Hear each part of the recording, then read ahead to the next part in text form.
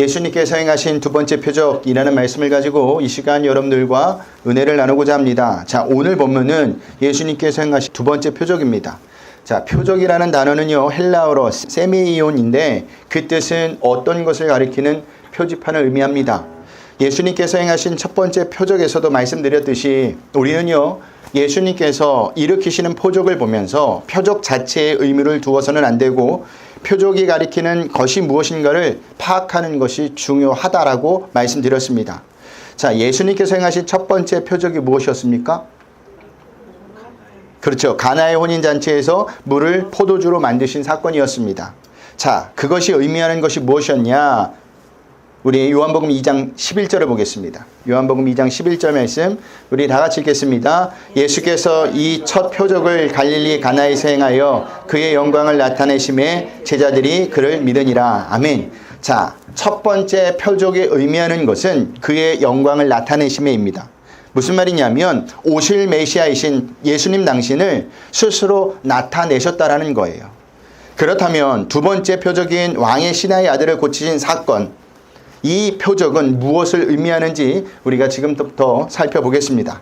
자, 예수님께서는 제자들과 함께 예루살렘에서 나와 사마리아를 거쳐 갈릴리로 가시면서 이렇게 말씀하셨습니다. 제자들에게. 우리 43절 44절을 보겠습니다. 우리 다 같이 읽겠습니다. 이틀이 지남에 예수께서 거기를 떠나 갈릴리로 가시며 친히 증언하시기를 선지자가 고향에서는 높임을 받지 못한다 하시고. 아멘. 자, 예수님께서 하신 말씀은요, 당시 유행했던 격언인지 아니면 예수님께서 처음으로 하신 말씀인지는 정확히 알 수 없지만 이 말씀대로 예수님은요, 고향에서 환영을 받지 못했습니다.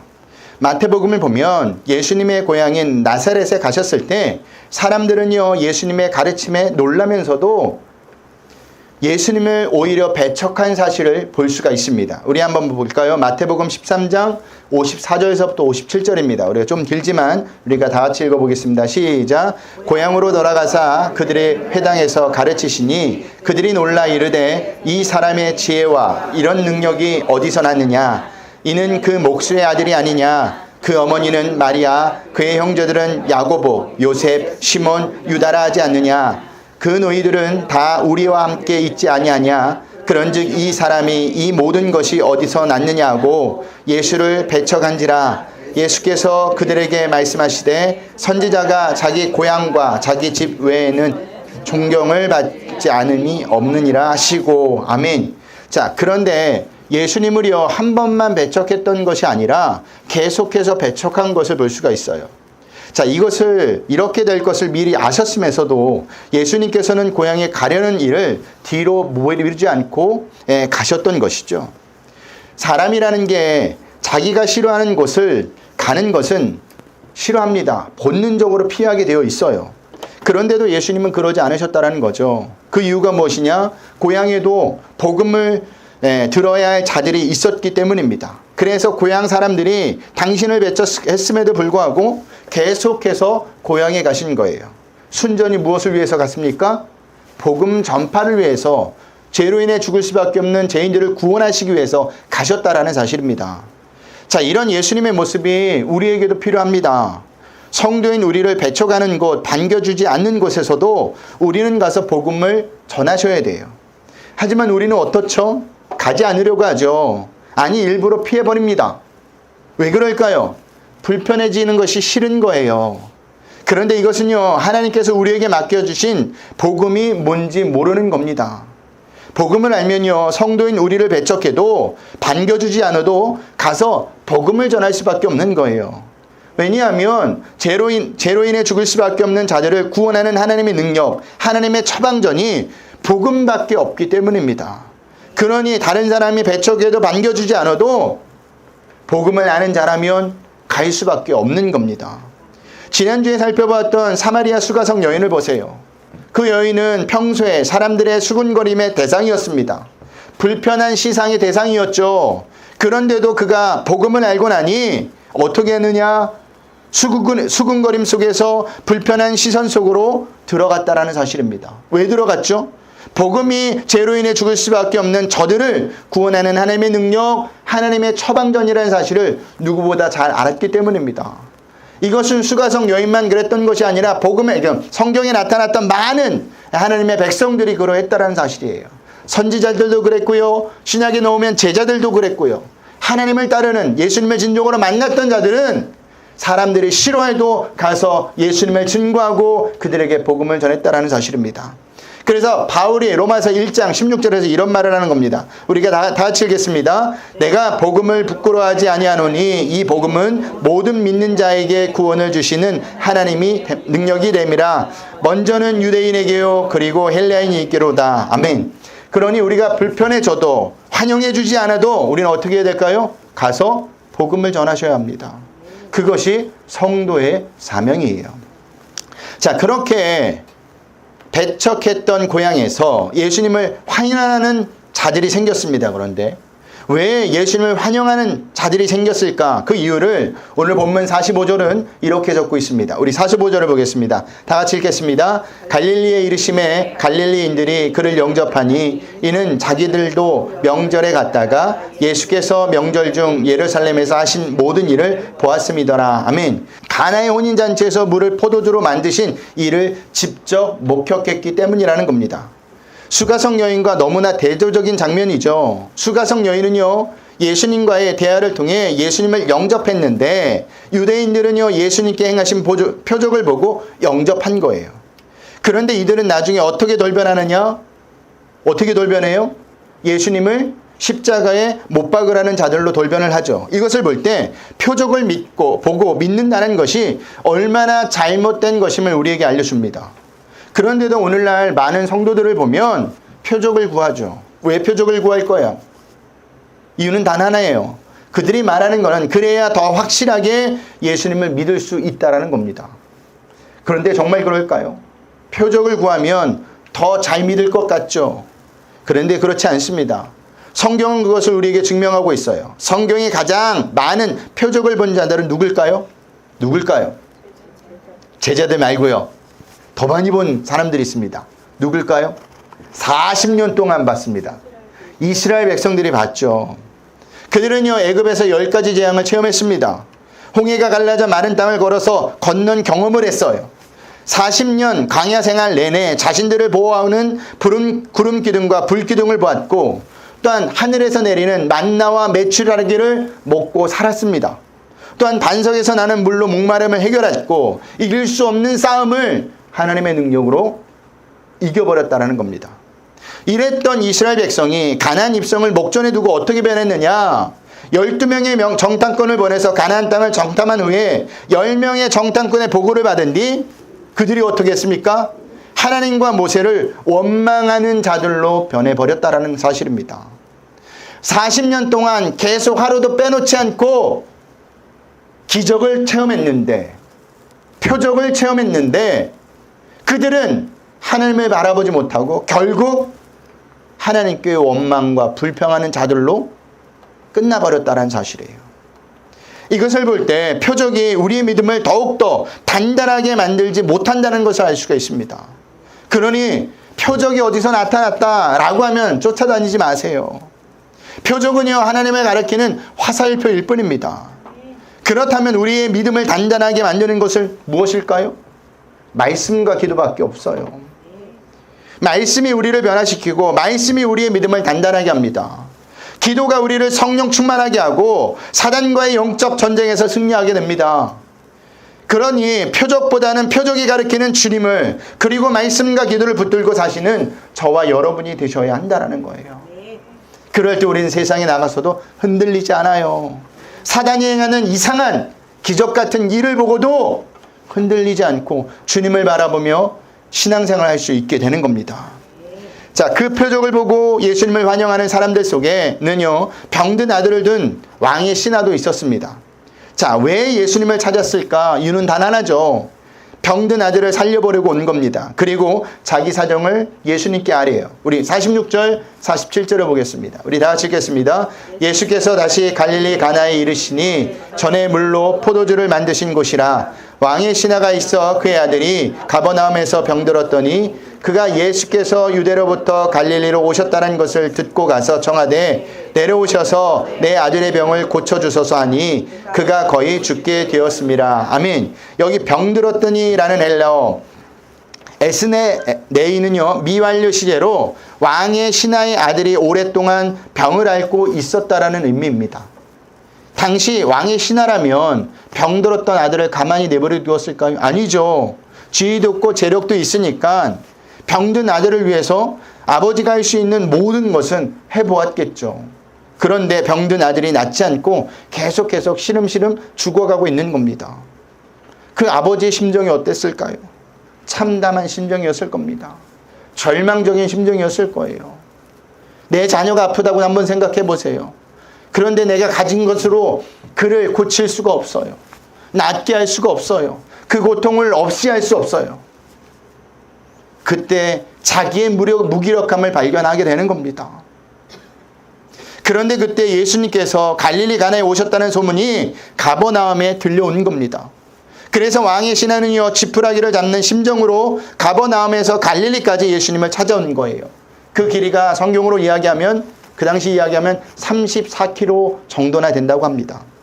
우리는 여기서요, 인간의 절망이 하나님을 찾는 결정적인 계기가 된다는 사실을 발견할 수가 있습니다.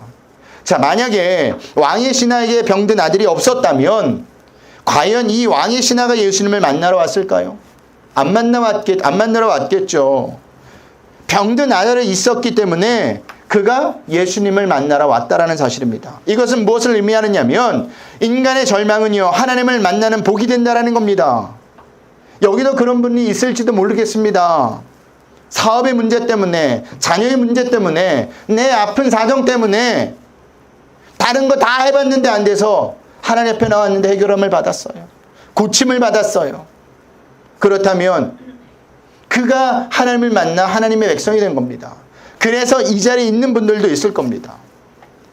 그래서 야고보는요, 우리가 여러 가지 시험을 만날 때 온전히 기쁘게 여겨야 한다고 한 겁니다. 우리 볼까요? 야고보서 1장 2절 말씀을 보겠습니다. 우리 다 같이 읽겠습니다. 내 형제들아, 너희가 여러 가지 시험을 당하거든 온전히 기쁘게 여기라. 아멘. 여기 여러 가지 시험이라는 것은요, 우리의 삶 가운데 나타나는 모든 시험을 말합니다. 그런데 왜 온전히 기쁘게 여기라는 겁니까? 그때 하나님을 만나게 되고 그때 하나님을 찾기 때문입니다. 그러니 여러분에게 절망적인 상황이 지금 있다면 어떻게 해야 될까요? 감사하셔야 돼요. 기뻐하셔야 한다는 사실입니다. 왜요? 그 절망 때문에 하나님을 더 찾을 것이고 하나님을 더 깊이 만나게 될 것이기 때문입니다. 그러면 그것은 우리에게 복이 된다는 사실이에요.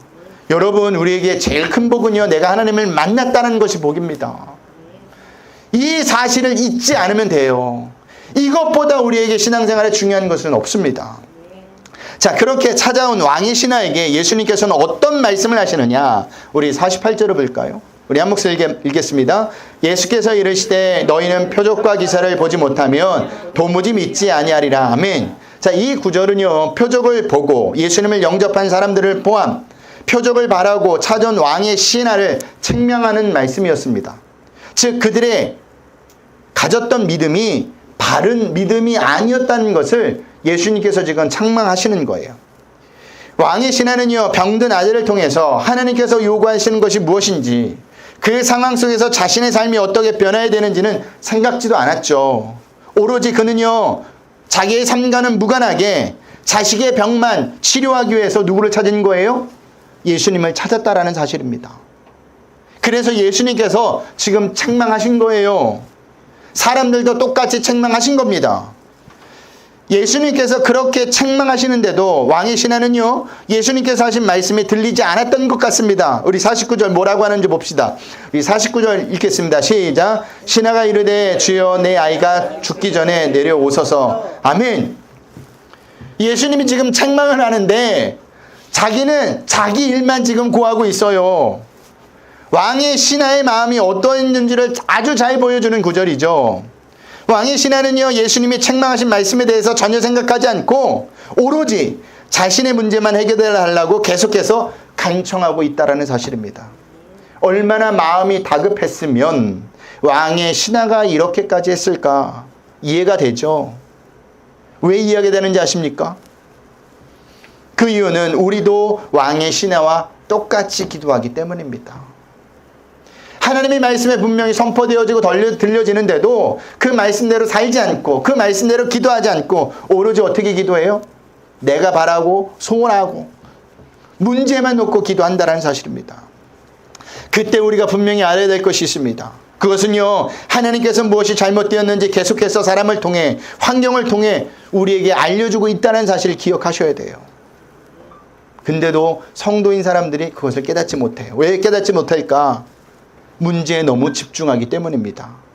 문제에 집중하면 하나님을 제대로 볼 수가 없어요.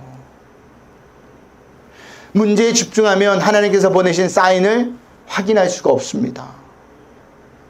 문제에 집중하면 하나님의 말씀이 들리지가 않아요. 보고도 들어도 그것이 무엇을 의미하는지 깨닫지 못합니다. 그렇기 때문에 우리는요, 문제 앞에서 문제를 더 집중해서 보기보다는 누구를 바라봐야 될까요? 하나님을 바라보셔야 합니다. 하나님을 더 크게 보셔야 합니다. 하나님이 보내시는 사인을 눈치채셔야 돼요. 그때 하나님의 말씀이 들리는 거예요. 그때 문제 해결할 길이 보이는 겁니다라는 사실입니다. 그런데 우리는요, 이 장면을 보면서 이런 질문을 던질 수 있어야 됩니다. 어떤 질문이냐? 예수님께서는 왕의 신하를 책명하시면서도 그의 아들을 살려주셨다라는 거예요. 왜 살려주셨을까? 어떻게 보면 자격 미달이죠. 문제를 가지고 예수님 앞에 나와서 예수님이 하신 말씀을 듣지 않고 계속 자기 말만 하는데 왜 들어주셨을까? 그 이유는 하나입니다. 그래도 예수님 앞에 나왔기 때문이에요. 하나님의 은혜라는 겁니다. 이것은 우리도 마찬가지예요. 하나님 보시기에 우리 또한 모두 자격 미달이죠. 죄로 인해 죽을 수밖에 없는 자들을 구원해 주셨음에도 불구하고 우리는 여전히 거룩하고 구별된 삶을 살지 못합니다. 옛 습성에서 벗어나지 못해요. 계속해서 똑같은 삶을 살아가고 있어요. 그런데도 하나님께서는요, 우리의 기도를 들어주십니다. 왜 들어주실까? 하나님 앞에 가지고 나왔기 때문이에요. 그래서 우리에게 은혜를 베풀어 주시는 겁니다. 우리의 구원도 늘 마찬가지라고 제가 이야기하잖아요. 구원받을 만한 조건이 있었기 때문에 우리가 구원받은 것이 아니라 전적인 하나님의 은혜가 부어졌기 때문에 구원받았던 것처럼 우리가 하나님 그늘 아래에 있기 때문에, 하나님 안에 있기 때문에 우리의 삶 가운데 나타나는 일을 하나님께서 은혜로 우리에게 베풀어 주신다는 사실입니다. 그래서 기도 제목을 가지고 하나님 앞에 나오는 것이 굉장히 중요해요. 하나님께서는요, 당신이 택한 백성의 기도를 들어주십니다. 그런데 어떻게 들어주실까? 우리가 바라고 소원하는 대로가 아닌 하나님의 방법대로 우리가 생각하는 것보다 훨씬 더 좋은 방법으로 들어주신다는 사실이에요. 하나님의 계획은요, 우리 계획보다 훨씬 더 좋습니다. 보세요. 왕의 신하가 예수님을 모시고 자기 집으로 가서 낳는 게 좋은 방법입니까? 아니면 예수님께서 말씀으로 낫게 하신 것이 가장 좋은 방법입니까? 말씀으로 낫게 하신 방법이 후자가 더 좋은 방법이에요. 예수님을 데리러 고쳐달라고 왔는데 예수님은 그렇게 행동하지 않고 전혀 다른 방법으로 치료하셨다는 사실입니다. 마찬가지예요. 우리가 기도하고 소원하고 바라는 것을 구했는데 그 바람대로 이루어지지 않는다? 기도의 응답이 오지 않은 것이 아닙니다. 하나님은 하나님의 방법으로, 당신의 계획으로 우리의 삶 가운데 날마다 응답해 주고 계심을 우리는 분명히 알아야 한다는 거예요. 지나고 나면 뭘 느끼죠? 하나님이 옳았음을 느낍니다. 그 방법이 좋았음을 우리가 느껴요. 그리고 간증하는 겁니다. 우리 50절을 보겠습니다. 우리 다 같이 읽겠습니다. 예수께서 이르시되 가라, 내 아들이 살아있다 하시니 그 사람이 예수께서 하신 말씀을 믿고 갔느니. 아멘. 자, 우리는 여기서 병의 원인이 한결같지 않고 병의 종류가 다양하듯 하나님께서 병을 치유하시는 방법 역시 다양하다는 것을 발견할 수가 있습니다. 자, 히스기야 왕이 죽을 병이 걸렸을 때 하나님께서는요, 이사야 선지자를 보내요 무화과 반죽을 환부에 바르게 하심으로써 낫게 해주셨죠. 나방에 갈린 아람 군대 장관 나아만은요, 하나님께서 엘리사 선지자를 통해서 요단강에서 7번 목욕하게 하심으로 깨끗하게 해주셨습니다. 예수님도 침으로 이긴 흙으로 소경의 눈을 뜨게 해주셨어요. 이처럼 무화과 반죽, 광물, 침과 흙, 그리고 오늘 본문에서 예수님이 하신 말씀 등 하나님께서 인간을 치유하시는 방법은 헤아릴 수 없이 다양합니다. 따라서 누구든지 하나님의 방법만을 하나님의 치유 방식이라고 주장한다면 그것은 잘못된 주장이에요. 가끔 내가 만난 하나님, 나를 치료하신 하나님만이 진짜 하나님이라고 우기시는 분들이 있는데 아니에요. 하나님은 여러 가지 모양, 여러 가지 방법으로 역사하신다는 사실입니다. 하나님께서는요, 의사의 손길을 통해서도 역사하실 수 있고요. 사람이 만든 약을 통해서도 역사하실 수 있고요. 말씀으로도 역사하실 수 있음을 우리는 분명히 아셔야 합니다. 이것은 하나님이 우리를 만나준 방법도 마찬가지예요. 어떤 사람은 말씀을 만나주셨죠. 어떤 사람은 문제 해결로 만나주셨죠. 어떤 사람은 병 나음으로 만나주셨죠. 어떤 사람은 다른 사람을 통해 위로를 통해 하나님을 만나게 되었습니다. 그 의미는 하나님께서는 각 사람의 상황과 환경에 따라 다르게 만나주신다는 사실이에요. 모세가 어떻게 하나님을 만났죠? 호렙산에서 장인 이드로의 양을 치고 있을 때 하나님께서 떨기나무 불꽃으로 모세를 만나주셨습니다. 엘리야가 어떻게 하나님을 만났죠? 이사벨을 피해 숨어 있을 때 하나님께서 세미한 음성으로 엘리야를 만나주셨습니다. 바울은 어떻게 만나주셨나요? 예수님의 제자들을 잡으러 갈 때 예수님께서 다메섹에서 빛으로 바울을 만나주셨다는 사실입니다. 그러므로 내가 만난 하나님이 전부라는 생각을 버리세요. 하나님께서는요, 어떤 모양과 방법으로도 만나주시고 심지어는 인간의 머리로는 상상하지 못하는 상황에서도 당신의 백성들을 만나주시고 이끌어 가신다는 사실을 분명히 아셔야 합니다. 저는 교회 성장도 마찬가지라고 생각합니다. 특별한 척도 방법이 있는 것이 아니에요. 하나님께서 교회를 성장시키면 성장하는 겁니다. 그때 우리가 해야 할 일은 하나님이 이끄시고 몰아가심에 반응하는 겁니다. 눈치채어 움직이는 겁니다. 영적으로 깨어있는 자만이 그것을 알아차릴 수 있다니까요. 그런데 여기서 왕의 신하에게 놀라운 변화가 나타납니다. 어떤 놀라운 변화가 나타나느냐? 예수님의 말씀, 즉 내 아들이 살아있다는 말씀을 듣고 돌아갔다라는 거예요.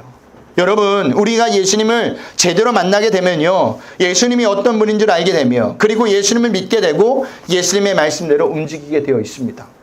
제자들을 보세요. 부활하신 예수님을 제대로 만난 이후 어떻게 변했죠? 땅끝까지 가서 내 증인이 되리라는 명령에 순종하여 땅끝까지 가서 복음을 전하다가 순교하는 사람도 있었습니다. 제자들에게는요, 죽음도 어려움도 더 이상 문제가 되지 않았어요. 그런 의미에서 우리가 왜 하나님의 말씀을 믿지 못할까? 왜 말씀대로 움직이지 못하고 살지 못할까? 이유는 단 하나입니다. 예수님을 진짜로 제대로 만나지 못했기 때문이에요. 그러니 말씀이 믿어지지 않는 겁니다. 의심이 가는 거죠. 그러니 믿음으로 움직이지 못하는 겁니다. 오늘 본문의 왕의 신하를 보세요. 예수님의 말씀을 들은 즉시 움직였습니다. 즉시 움직였다는 것은요, 예수님의 말씀을 믿었다라는 거예요. 왕의 신하는 예수님을 제대로 만난 겁니다. 그리고 놀라운 소식을 듣게 돼요. 우리 51절, 53절을 보겠습니다. 51절에서부터 53절입니다. 다 같이 읽겠습니다. 내려가는 길에서 그 종들이 오다가 만나서 아이가 살아있다 하거늘 그 낮 시작한 때를 물은즉 어제 7시에 열기가 떨어졌나이다 하는지라 그의 아버지가 예수께서 내 아들이 살아있다 말씀하신 그때인 줄 알고 자기와 그 온 집안이 다 믿으니라. 아멘. 자, 왕의 신하는 집으로 돌아오다가 자기 종들에게 아들이 살아있다는 소식을 듣게 되죠. 그런데 더 놀라운 것은요, 예수님께서 내 아들이 살아있다고 말씀하신 그때부터 아들의 병이 호전된 것입니다. 예수님께서 말씀하신 왕의 신하의 아들을 치료해 주신 거예요. 여러분, 말씀을 믿고 움직이면 이렇게 놀라운 일들을 경험하게 돼요. 베드로가 마태복음 14장을 보면 베드로가 물 위를 걷는 장면이 나와요. 그런데 베드로는요, 이내 바람을 보고 물속에 빠지게 됩니다. 그래서 그런지 많은 사람들이 이 장면을 보면서 베드로의 믿음을 하찮은 것으로 여길 때가 많아요.